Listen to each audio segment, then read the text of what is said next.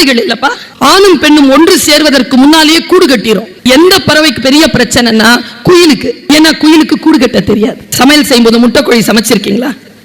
ஓடு பார்த்திருக்கீங்களா? எப்பவாவது முட்டைக்கோழியில ஓடு எப்போ கட்டோம்னா முட்டை போடுறதுக்கு 1 மணி நேரம் 1.5 மணி நேரத்துக்கு முன்னால் தான் ஓடு கட்டும்.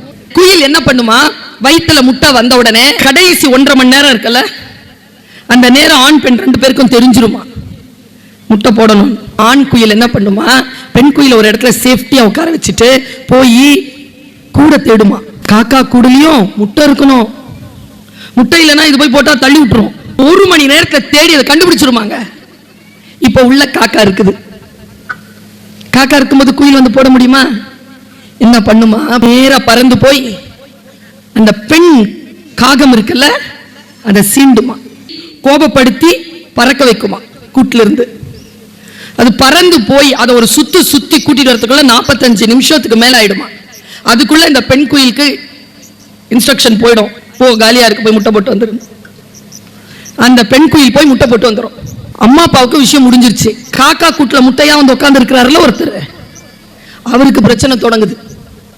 எப்படி, காகம் அடை காத்து குஞ்சு பொரிக்கும். குஞ்சு பொரிச்சு அந்த அந்த குஞ்சு வெளியில வந்த உடனே எல்லாரையும் காப்பாத்துறது மாதிரியே காக்கா எல்லாரையும் காப்பாத்துமா.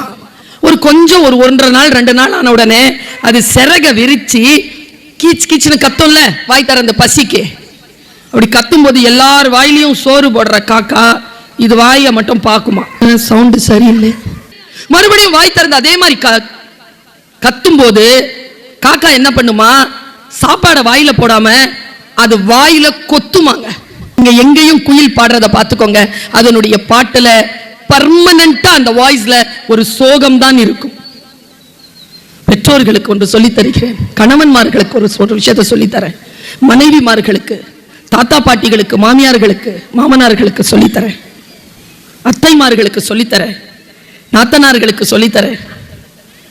உங்களை நம்பி அன்போடு வாய் திறந்து பசிக்காக, அது என்ன பசியோ கேட்கக்கூடியவர்கள் வாயில் மட்டும் கொத்தி விடாது.